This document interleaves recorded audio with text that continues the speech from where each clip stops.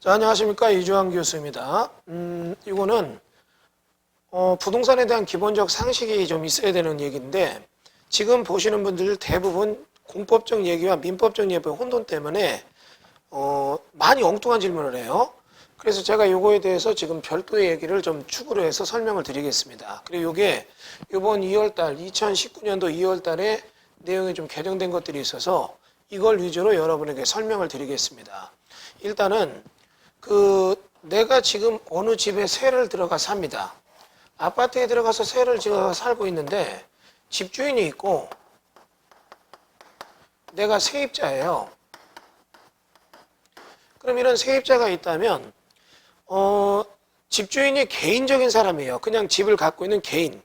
주택임대사업자라는 그런 개념이 아니라 그냥 집을 갖고 있고 내가 세를 놓는다면 둘 사이에서 임대계약을 맺으면 여기는 임차권이 있고 주거 용도로 계약을 맺었다면 주거임대차, 주택임대차라 되며 이거는 민법적 개념인 임차권법의 특별법으로 주택임대차 보호법이라고 하는 민법적 민사특별법의 내용에 적용을 받는 거예요.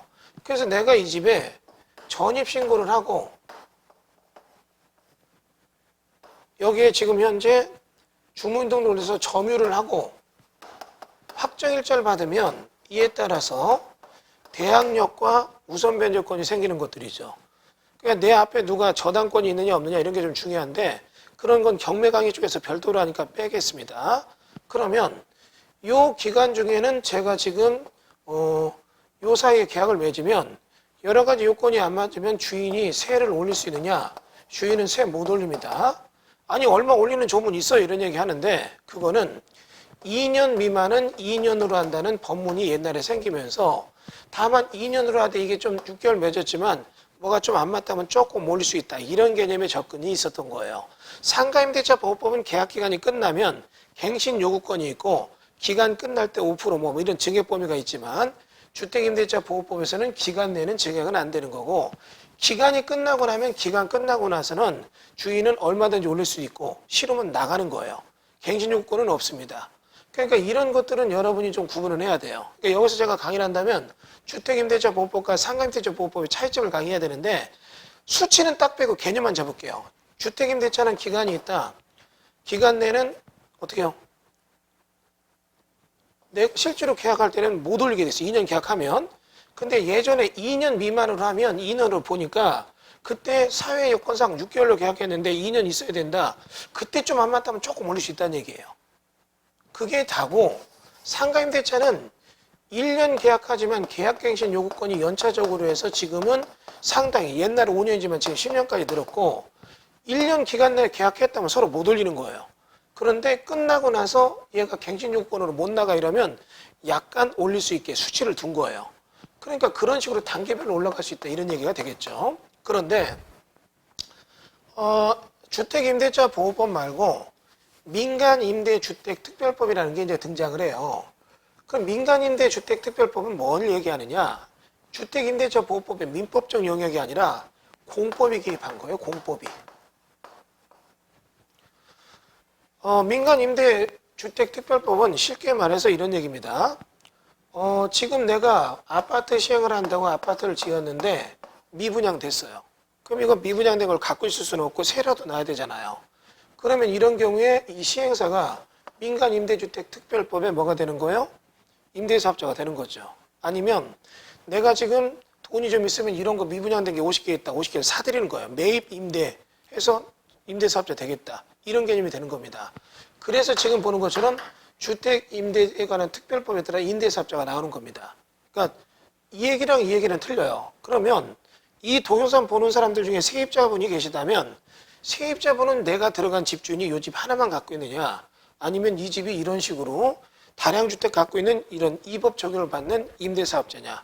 그러니까 민간 임대사업자라는 얘기는 집 하나 갖고 있는 집주인들이 아니라 다량주택을 보유하고 있는 게 민간 개인들이 임대사업자 내에 사는 겁니다. 그러면 이런 민간 임대사업자가 어떻게 탄생된다 이런 거는 별도법을 봐야 되니까 그쪽에서 나중에 보기로 하고 여기서 지금 나오는 게 뭐가 나왔냐면 민간 임대사업자에 대한 얘기 특별법에서 이번에 2월 15일 날 개정된 얘기를 보면 임대사업자가 임대료 증액을 청구할 수 있는 한도를 임대료 5% 범위 내에서 여러 가지 내용 등을 고려해서 정할 수 있도록 하고 임대료의 증액은 임대차 계약 또는 약정한 임대료 증액이 있어는 1년 이내에는 하지 못하도록 하고 임차인은 보호자하고 이렇게 보호하고 임대사업자가 신고한 임대료가 법에서 정한 증액 비율을 초과하는 경우 시군구청장 임대료 조정 권고에서 비율 초과하는 경우 신고를 거부할 수 있도록 해서 이거를 좀 강압시킨다는 얘기죠. 또 하나는 이런 임대사업자에서 임대 들어온 임차인들이 민간 임대의 경우 150세대 이상이면 임차인 대표회를 구성할 수 의무 부여하고 이런 임차인 대표회의가 만약에 구성돼야 되는데 구성되지 않은 경우 임대사업자가 지원하도록 하며 시군구청장이 임대주택 거주하기 곤란할 정도 중대하자고 있다는 경우에는 임차인이 임대계약을 해지할 수 있도록 임차인의 권리를 강함. 여러분 이 얘기가 등장한 건 뭐냐면 잠깐 절 보세요. 그냥 언론에서 까놓고 얘기하겠습니다. 이미 언론화된 거니까. 저는 민간임대주택특별법에 따라 아파트 지어놓고 임대한 게 부용주택건설이라고 있어요. 이 부용주택건설이 문제가 많았죠. 그래서 너무 거주할 만한 게 못 된다. 그러니까 이런 임차인 대표회 구성하는 얘기가 나왔던 겁니다. 그러면 여러분이 이제 얘기하는 게 이렇게 해서 이런 임대주택에 대한 것은 내가 이걸 지을 때 이런 조건으로 공법적 개념으로 지었으면 몇 년 임대할 건가를 정해놔요. 몇 년 임대할 걸 정해놓고 거기에 임차인들이 A, B, C, D가 들어온 거죠. 그럼 얘네들이 들어왔을 때는 일단 전입신고 점유해서 민법적인 주택임대차 보호법도 돼야 되지만 얘들이 이렇게 수십 명, 뭐 150명 이상이 들어왔다, 뭐 70명이 들어왔다 이런 경우에는 그거에 따라 계약을 하고 사는데 1년마다 너무 올리거나 뭐 이렇게 하면 안 되니까 이런 증액 범위를 5%로 올렸다는 얘기입니다. 그런데 하나를 가르쳐주면 둘을 하는 사람들이 있어요. 뭐라고 얘기하느냐? 교수님 이거 보세요. 내가 지금 살고 있는데 기간 2년 끝났는데 주인이 너무 올린대요. 올리니까 이거 보니까 법조문에 요번에 5% 나왔으니까 5% 이상 못 올리잖아요. 우리 집주인은 집 하나 갖고 있는 그냥 개인이에요. 이 민간임대주택특별법에 대한 민간임대사업자가 아니죠. 그 사람이 2년 끝나고 세 5천 올린다. 못 올리면 나가 하면 나가야 돼요. 그거를 여기다 갖다 놓지 말라고요. 5% 올린다는 이런 범위는 민간임대주택 사업자의 쪽만 있는 거고 우리는 주택임대차에 보면 세입자는 그걸로 가는 거예요. 구분되셨어요? 다시 볼게요. 내가 부용주택에 들어가는 임차인이에요. 뭐 5년, 8년 살고 뭐 하기로 했다. 분양받기로 했다. 이런 사람들은 임대료 내는 거에 대해서 기간이 1년 이내는 못 올리게 되고 1년 이내 이후에 올리더라도 증액 범위는 5%로 한다. 그래 5% 이내에 사회 물가를 보고한다. 이 조문이 나온 거죠. 그 조문과 이 조문을 혼돈해서 얘기하는 분이 많기 때문에 제가 이런 쪽에 대한 어떤 상식적인 강의를 제가 좀 놔드린 겁니다. 물론 이건 이제 재밌죠. 민간임대주택법에 대한 얘기의 그런 법문에 대한 것은 이제 우리 쪽 좀 유료 강의 연회연에서 좀 더 자세한 설명을 드려요. 그래서 그런 거에 맞춰 대론대 새 들어갈 때는 어떻게 된다. 그런 건 여러분이 좀 더 그걸 통해서 공부하실 때 혹시라도 이거 두 개를 구분하는 얘기죠. 여러분이 만약에 이런 부용주택 건설에서 지은 아파트에 임차를 들어갈 때랑 그냥 한 명이 집 갖고 있더라. 한 명이 집 5채 갖고 있더라. 이런 데 들어갈 때는 적용 법규가 틀리다는 얘기입니다. 그래서 이쪽 법에 있는 걸 여기서 얘기하는 것도 말이 안 되지만 이쪽 법에 있는 걸 여기서 말하는 것도 말이 안 된다는 얘기예요. 이번에 그래서 이렇게 있던 어떤 증액 범죄에 대한 얘기가 좀 나왔으니까 이걸 갖고 혼돈할까봐 기본적인 테두리에서 설명을 좀 드렸습니다. 자, 그래서 민간임대주택특별법에 대해서 뭐 매입임대, 뭐 시행, 시공, 건축, 신설하는 그런 임대, 그래서 일정 범위가 된 내용 법규는 일단 논외로 하더라도 여러분이 내가 지금 세입자로 들어가 있다면 아파트 주인에 대한 거를 민간임대주택특별법의 적용인지 주택임대차보호법의 개인 사유인들의 적용인지를 구분하는 거, 요거를 여러분이 놓치지 말라고 해서 이 강의 찍어봤습니다. 자, 감사합니다.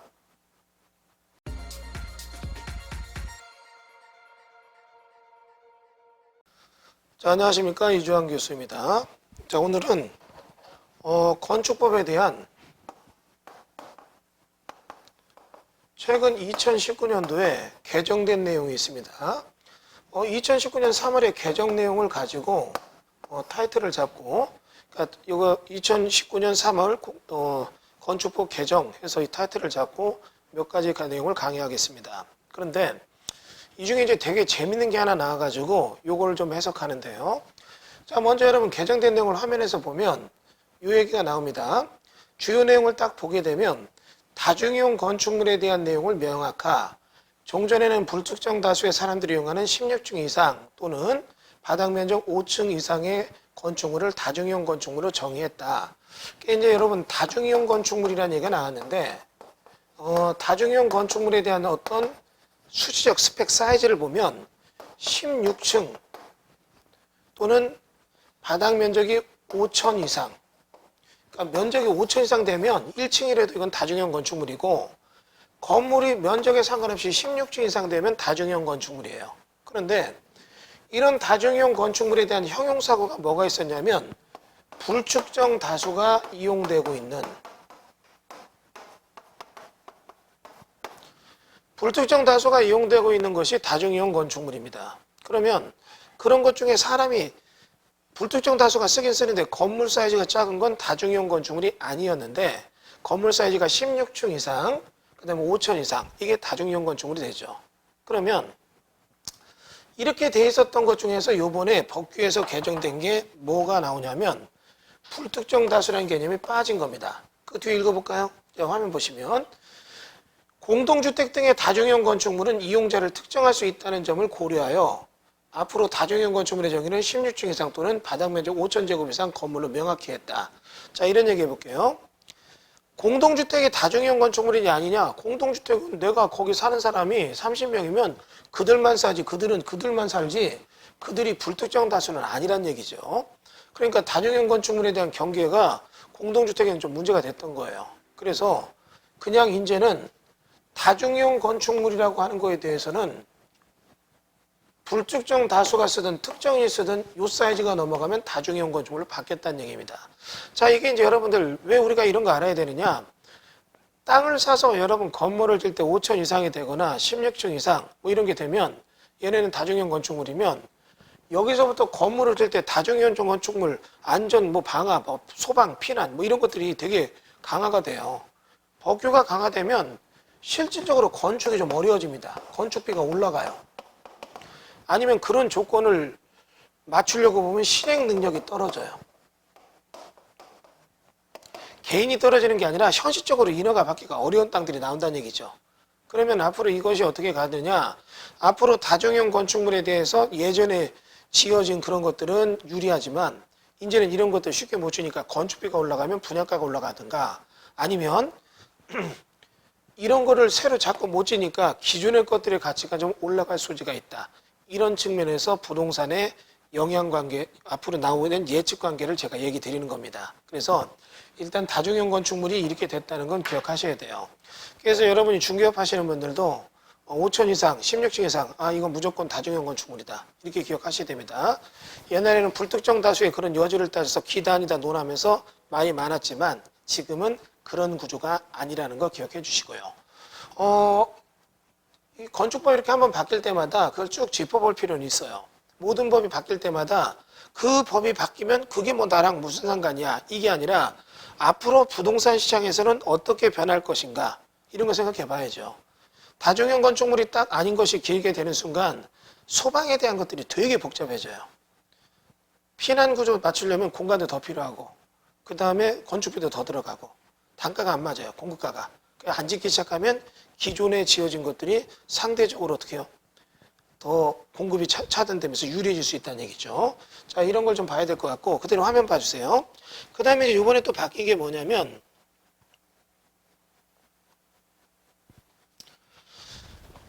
여기 지금 우리 보는 것처럼 가설 건축물에 대한 얘기가 나오고 있습니다. 행정 절차 구체화돼서 종전에 가설 건축물 축조 신고에 대한 것은 절차만 정했지만 앞으로 가설 건축물의 건축 허가 신청, 허가서 발급 등에 대한 절차를 구체적으로 정하고 가설 건축물 존치기간 연장허가 신고에 대해서는 그 절차를 준용하도록 한다. 이 얘기가 나오는데 여러분 갑자기 가설 건축물이 나왔죠. 자, 이제 저를 봐주세요.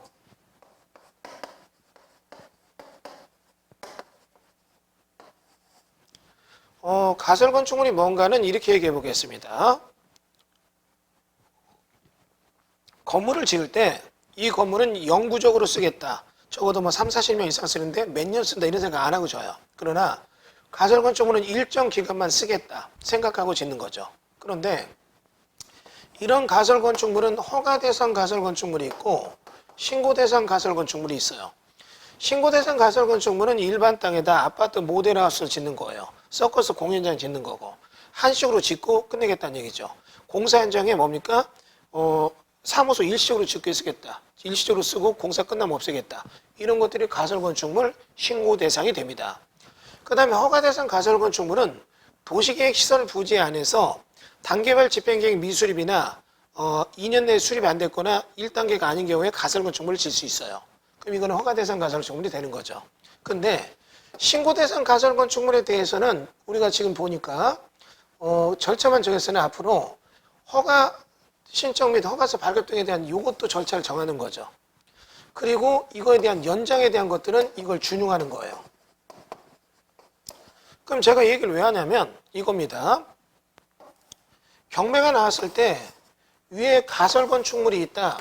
그럼 이런 가설건축물 이 중에 제 공법경매 사과는 수업 들은 분들은 이게 이해가 빠를 거고 안 들으신 분들은 조금 어려울 수도 있지만 그래도 최대한 설명을 자세히 해보겠습니다. 그리고 여러분 이거에 대해서는 조금 더 깊이 있는 공부를 해보셔야 돼요. 이게 다 현찰이에요. 여기 지금 A의 땅이 있는데 얘가 건물을 지을 때 일정 기간만 짓고 부시기로 했다는 얘기예요. 이건 빌려 쓴 알파도 될 수 있고 A도 될 수 있어요. 근데 이 토지만 경매 나온 거예요. 왜냐면 이 가설건축물은 건축물 대장이 없으니까 등기도 없어요. 경매를 넣을 수가 없습니다. 경매 기입등기를 못 넣으니까. 그럼 토지를 받았다면 이때부터 건물주인과 법정시상권의 문제가 부딪히게 되는데 법정시상권이 성립된다면 이 토지주인은 아무것도 못하겠지만 가설건축물을 갖고 있는 사람은 한시적으로 부실 걸 알고 진 거예요. 그럼 얘들이 여기다 지금 건물을 다시 지으려고 할 때 일정 기간 이거 2년 뭐 이거 3년 이렇게 정해져 있다면 기간이 정해진 거 끝나고 나서 연장할 때도 이걸 준용하니까 이때는 토지 소유자의 동의서가 있어야 돼요. 그 절차가 그거거든요. 내 땅에서 있는 거 토지주인이 지어도 줬다는 동의서를 줬거나 내 땅이라는 걸 냈었는데 이제 이게 지금 너 경매를 뺏겨서 B 거잖아요. 알파 거든 A가 됐던 이들은 다시 지려면 이제는 B의 동의를 얻어야 돼요. 결국은 민법적 개념이 아니라 공법적 개념으로 접근한다면 가설건축물이 있는 것들에 대해서는 법정상권 얘기는 이제 사라지는 거죠. 그러니까 그 나머지 경우의 변수까지는 여기서 얘기하지 않겠지만 가설건축물에 대한 것들이 이런 식으로 변화가 생겼다는 거 여러분이 기억을 해 주시기 바라겠습니다. 자, 그러면 이렇게 해서 우리가 가설건축물에 대한 것까지 봤고 그 다음 세 번째가 이게 재밌습니다. 건축물의 계단, 복도, 출입구의 설치 기준 창문 등이 없이 내화 구조의 벽, 바닥 구조로 구획된 건축물에 계단, 복도, 출입구 등을 설치하는 경우 전체 건축물이 아닌 내화 구조로 구획된 각 부분을 별개의 건축물로 보아 계단, 복도, 출입구의 설치 기준을 적용했다. 사실 이거는 뭐 이제 한 번 정도 읽어 보시는데 이 얘기는 좀 빼도록 합시다. 왜냐하면 여러분이 건물 짓는 건축사는 아니니까 이런 것까지 볼 필요는 너무 없을 것 같아요. 중요 포인트는 어떤 일반적인 부동산의 가치를 보는 얘기니까 라번으로 넘어갑니다. 이게 이제 오늘 강의의 포인트입니다. 아주 굉장히 많이 중요하죠.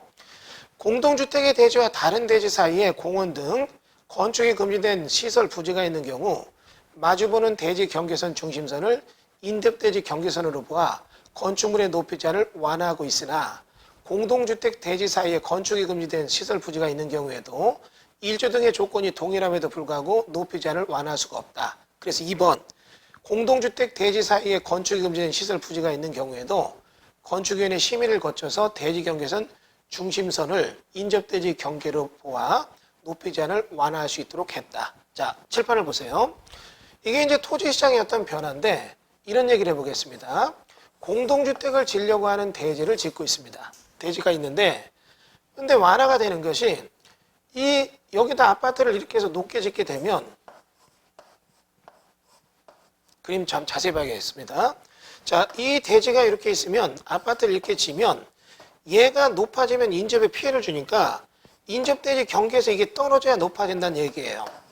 수치에 대한 얘기 저는 안 하겠습니다. 수치를 몰라서 그런 게 아니라 여러분이 어떤 수치를 보는 거에 너무 의존하지 마시고 이 개념을 이해하셔야 돼요. 그런데 여기서 이제 보면 이런 얘기입니다. 결국은 얘가 여기서 이렇게 떨어지면 더 높게 질 수 있다는 얘기예요.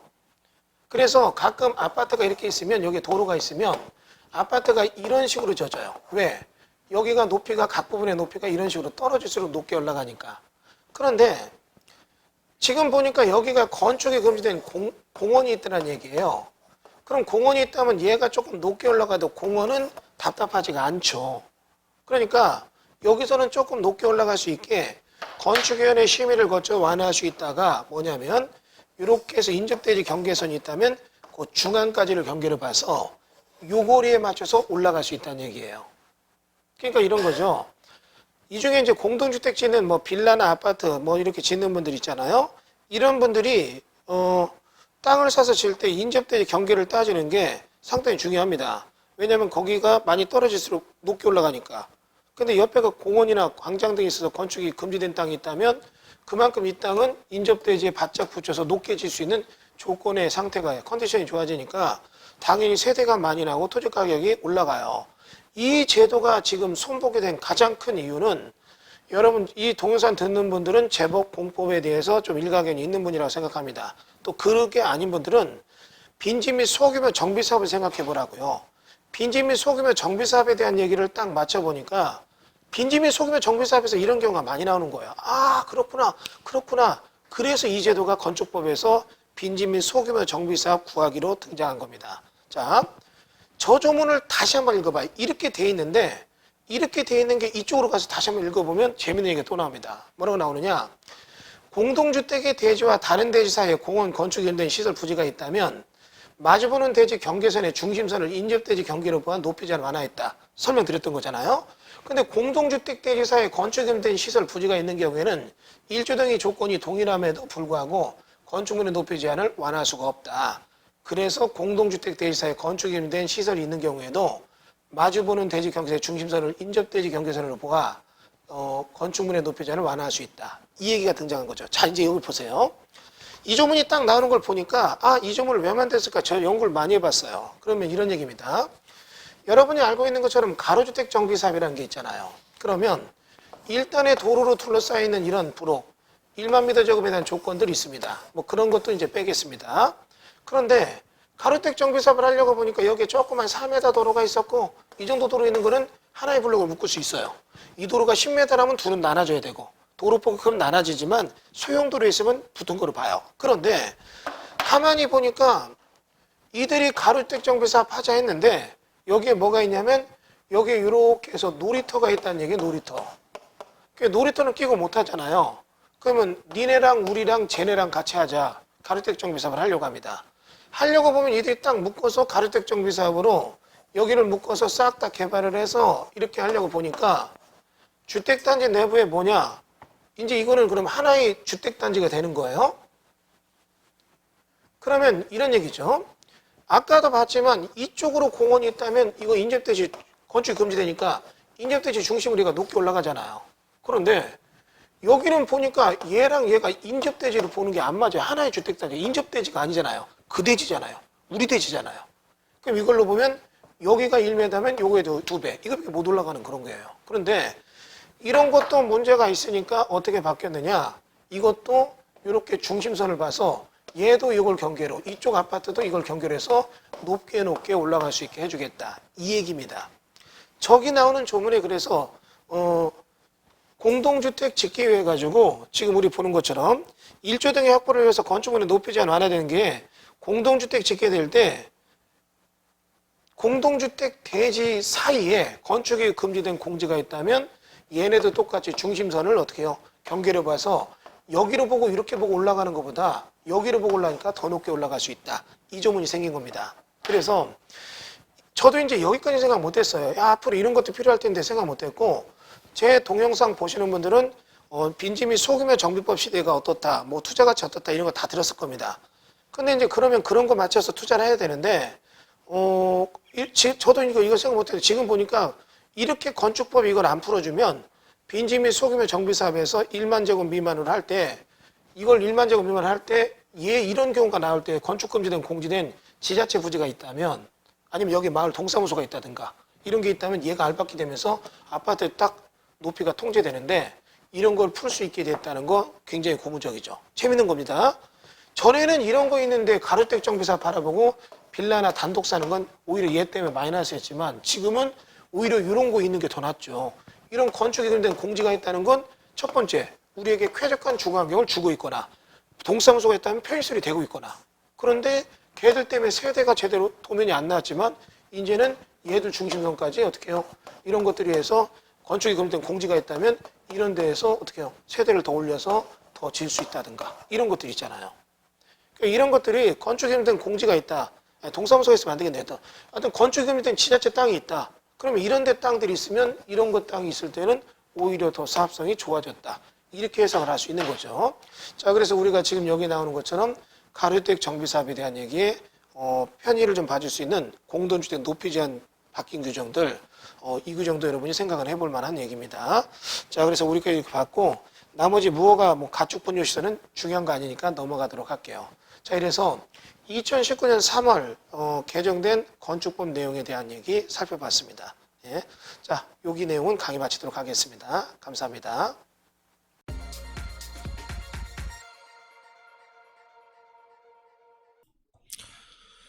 자, 안녕하세요. 이주환 교수입니다. 2018년 3월 20일 많이 가고 있죠. 벌써 이번 새해 밝은 지가 엊그제 같은데 3월이 가면 4분의 1이 가는 거예요. 시간이 너무 빠릅니다. 너무 빨라요. 뭔가 하고자 하는 일은 많은데 어떻게 제가 하기도 전에 시간이 너무 빠르니까 만족도가 떨어지는 것 같습니다.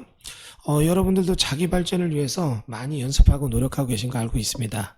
공부도 많이 하시고 이렇게 지금 이렇게 보고 계신데 오늘은 경매로 낙찰받은 물건 2018 타경 6516 물건 낱낱이 샅샅이 A부터 Z까지 다 도회를 한번 해보겠습니다. 물건 너무 특색이 있어요.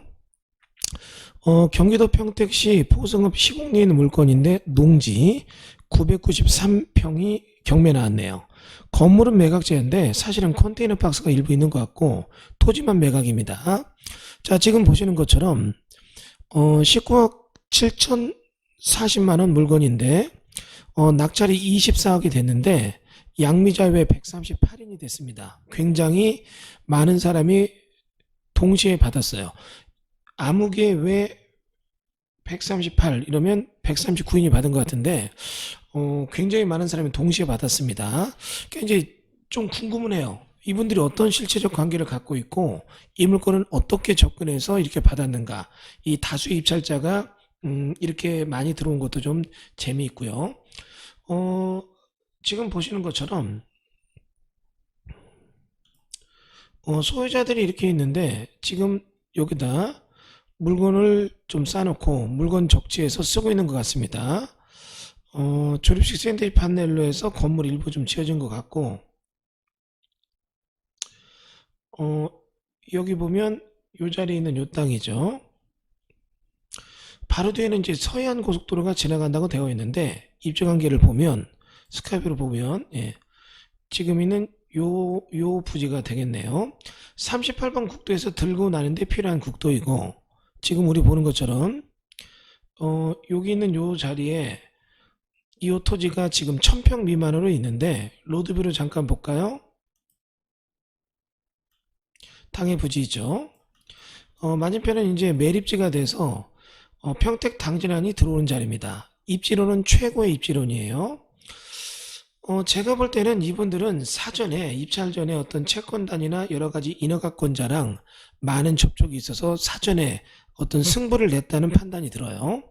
그럼 이 물건에 대해서 지금 입찰을 들어간다면 어떻게 접근을 해야 되는가 보면 지금 보시는 바와 같이 근저당 테크산업이 먼저 되어 있고 유동화 채권 넘어가 있네요. 그 다음 밑에 보면 여러 개의 권리관계가 있는데 유치권 신고, 유치권 주장 표시 있음, 유치권 관련 점유고시, 유치권자 이기우시, 평택지법 평택지원 2017 다경 3046 경매 목적 부동산에 대해서 공사대금 채권을 피보전 권리로 유치권 행사 중이라고 점유고시 중임. 제시의 건물 두 동으로 인해 법정지상권의 성립 여지가 있음. 문제는 농지증 제출이 필요가 있음. 원상 복구 명령 발해질 가능성이 있음. 자, 전문가 멘트. 본건은 유치권 신고가 된 경매물건입니다. 기본적인 성립 요건이나 조사 방법, 대처 방법 등은 등급의 요약란 아래 유치권 법정상권 버튼을 눌러 참고하기 바랍니다. 본건은 구체적으로 검토할 사항은 다음과 같습니다. 임야 혹은 농지가 대한 유치권은 건축을 위한 공사가 아니라 임야나 농지를 위한 공사여야 유치권을 위한 근거 채권이 될 수 있습니다. 따라서 유치권 분석을 위해서 공사 내용의 파악에 중심을 두는 것이 좋을 것입니다. 3자의 침입을 막을 수 있도록 정도로 유치 관리하고 있을 정도의 체크사항입니다. 참고로 개발행위가 진행 중에 경매에 나오는 부동산은 종전의 인허가를 처리해야 되는 문제가 있습니다.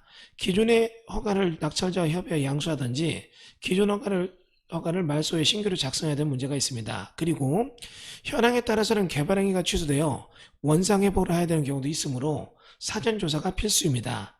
참고로 본건은 농지증 제출해야 되므로 법원의 조사 내용이 있으므로 이와 관련된 문의나 대비도 필요합니다. 쭉 읽어드렸습니다. 제가 공법경매 사관학교 수업할 때 주의할 점은 여기 다 써 있어요. 너무 자세히 써 있어요. 오히려 이렇게 써 있다는 것은 누군가 들어오는 입찰을 막기 위한 방어적 효과도 굉장히 어필되어 있습니다. 그리고 여기 있는 내용들은 마구잡이로 쓴 게 아니라 상당히 근접된 내용들이에요. 그럼 이 물건의 문제점들을 하나하나씩 제가 적어서 설명을 드리겠습니다. 본 물건은 일단은 농지법에 문제가 있어요. 이 물건은 농지법상 분명한 농지취득 자격증명이 필요합니다. 왜? 계획관리지역이니까. 그러니까 계획관리지역이라 농지증이 있어야 되는데 문제는 여러분 사진으로 본 것처럼 불법 훼손 농지예요. 그럼 불법 훼손 농지는 원상 회복에 대한 얘기가 있어야 되니까 농지증 시청했을 때 원상 회복 면역이 떨어질지 안 떨어질지 이게 문제예요. 이제 농지 훼손 복구 확인서를 내고서 봤는데 농지 훼손 복구 확인서가 인정되면 좋은데 법문에는 이렇게 되어 있습니다. 이게 실현 가능하다면은 발급해 줘라 돼 있지만 농지 훼손 복구 확인서가 실현 불가능하면 선 복구 후 농지증 발급이 돼요. 다시 말해서 이 물건은 불법 훼손 농지예요. 그렇기 때문에 이게 농지증 발급에 대해서 신중해야 됩니다. 선 복구 후 발급하겠다 이렇게 나갔다가는 문제 심각하죠. 선 복구 명령 떨어지면 낙찰자인 내가 내 것도 아닌데 잔금 내기 전엔 남의 건데 이거를 복구도 못하죠. 그러면 자칫하면 보증금 몰수의 위험이 있습니다. 이게 첫 번째 문제예요. 두 번째는 본 물건에 대해서 여러분 지금 유치권에 대한 얘기가 나오는데 제가 볼 때 유치권은 그렇게 크게 심각한 문제는 아니지만 24억이라는 돈을 대출 없이 하려면 일단 돈을 내고 봐야 돼요. 그러면 이거는 대출을 안 받고 24억을 조달해야 되는데 다행히 여기는 상당히 많은 이건이 동시에 낙찰받은 걸 보면 n분의 1씩 1, 2천 소액 투자를 어떤 규모를 경제에 맞춰서 조합이 이루어진 경우 같습니다. 그러므로 전체가 이 물건에 대해서 잔금 납부 시에 돈을 걷어낸다면 유치권에 대한 문제는 뭐 대출이 안 되더라도 나중에 싸우면 되니까 잔금 납부에 대한 부분은 문제가 없을 것 같네요.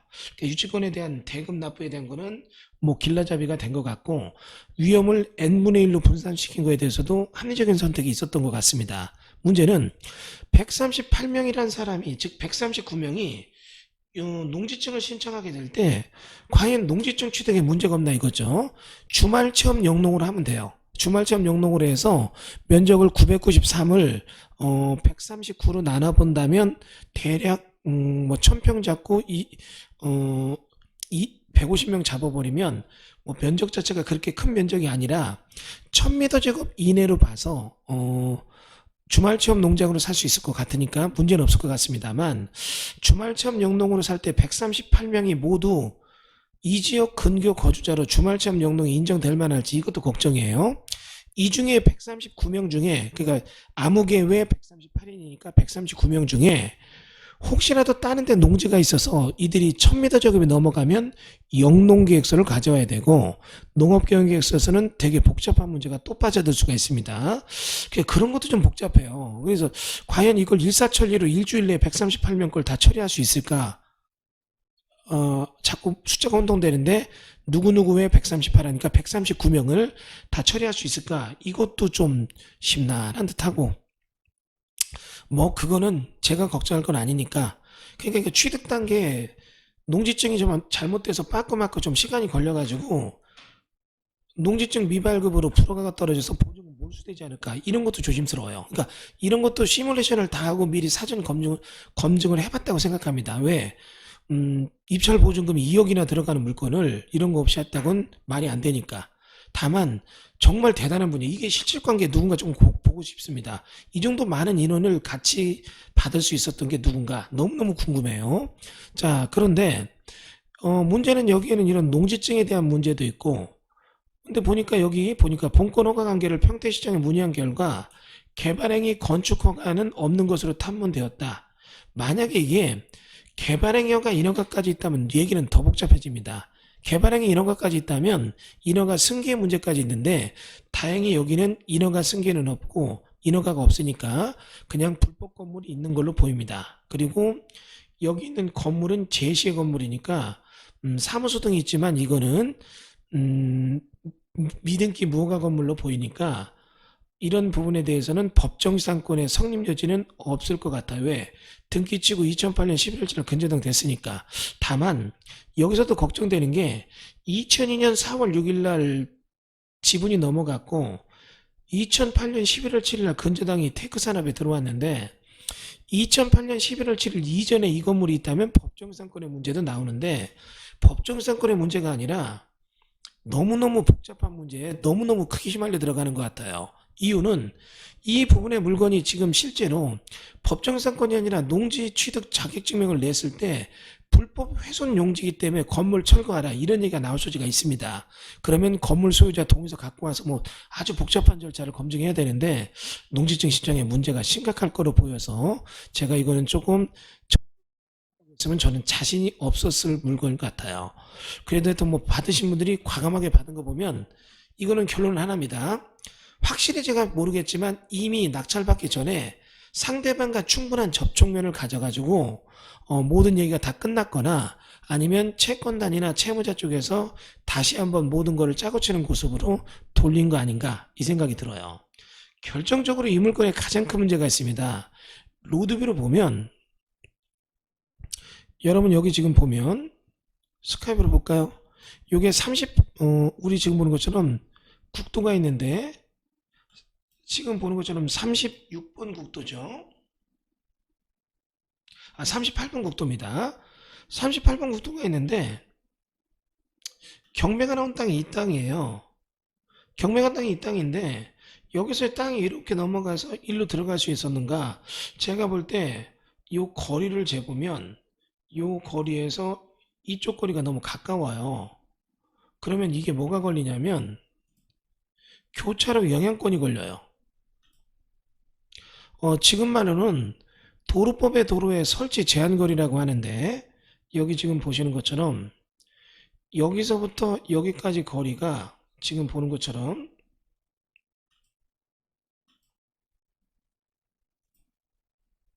일정 거리가 너무 가깝습니다. 그러면 설치 제한거리가 돼서 요 필지를 개발하려고 할 때 도로법상 도로에 들어가 있고, 이쪽은 물론 접도구역이 있을 것 같기도 한데 어떤지 모르겠어요.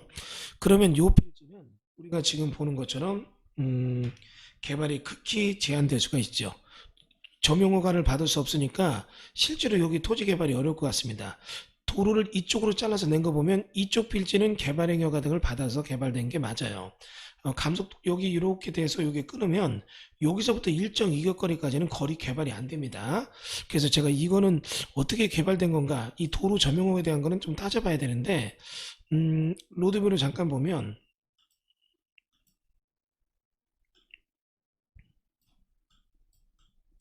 이런 식으로 도로 점용을 받아서 감속도로와 가속도를 내야 되는데, 여기는 그렇게 된 건지 아닌 건지 이런 걸 좀 따져봐야 되지만, 이쪽으로 가서 보면 지금 당해 부지는 너무 이 교차로에 가깝기 때문에 교차로 영향권 설치 제한 거리에 들어오지 않았나, 이런 부분에 문제점도 있어요. 그러니까 입지론으로 보면 입지는 되게 좋아요.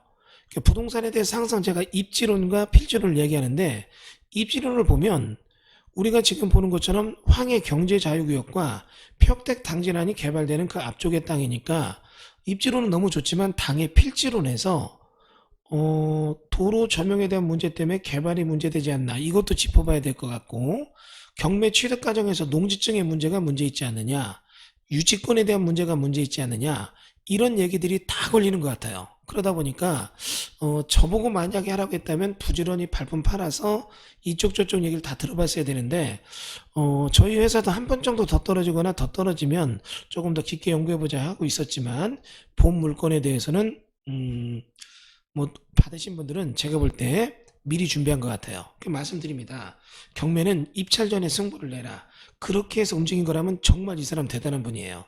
이 뒤에서 움직이는 분이 누군지 모르지만 대단한 분이고 여기는 도로 점용허가 그 다음에 유치권, 농지법에 대한 문제, 개발행위 인허가가 있나 없나 이런 거에 대한 문제가 아주 복잡하게 있었던 물건이지만 하여튼 과감하게 입찰했고 또 여러 명 입찰했을 때 이런 문제 해결에 대한 것을 대책 없이 들어갔다고는 안 보입니다. 그러니까 경매는 입찰 전에 승부를 내야 돼요. 이거는 내가 논리적으로 볼 때 입찰 전에 승부를 낸 물건입니다. 낙찰 받을 때 이미 승부가 난 게임이죠. 그게 아니라면 뒤늦게 여러 가지 문제 해결할 거라면 이 물건은 정말 수습해서 문제가 있을 것 같습니다. 자, 이렇게 해서 경매 낙찰된 물건 하나를 재밌는 사례를 살펴봤습니다.